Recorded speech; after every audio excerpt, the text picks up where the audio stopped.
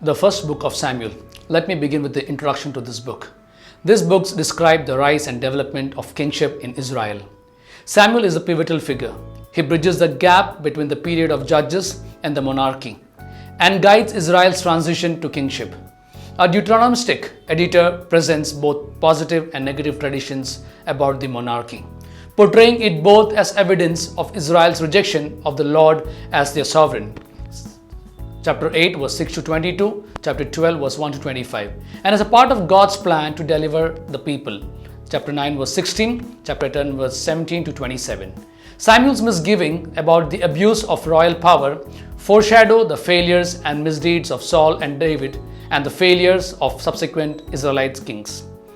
Although the events described in 1 and 2 Samuel move from the last of the judges to the decline of David's reign and the beginning of the legendary Golden Age under Solomon's rule, this material does not present either a continuous history or a systematic account of this period.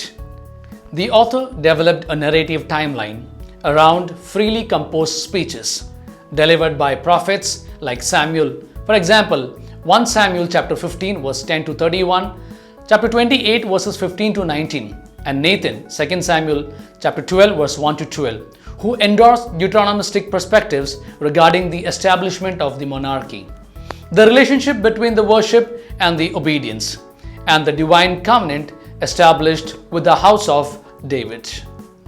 These books include independent blocks, example the Ark narrative, 1 Samuel chapter 4 verse 1 to chapter 7 verse 1, Saul's rise to power, 1 Samuel chapter 9 verse 1 to chapter 11 verse 15, David's ascendancy over Saul, 1 Samuel chapter 16 to chapter 31, the succession narrative, 2 Samuel chapter 9 to chapter 20, 1 Kings chapter 1 to 2, which the editor shaped into 3 narrative cycles, the last 2 marked by transitional passages in 1 Samuel chapter 13 verse 1 and 2 Samuel chapter 1 verse 1.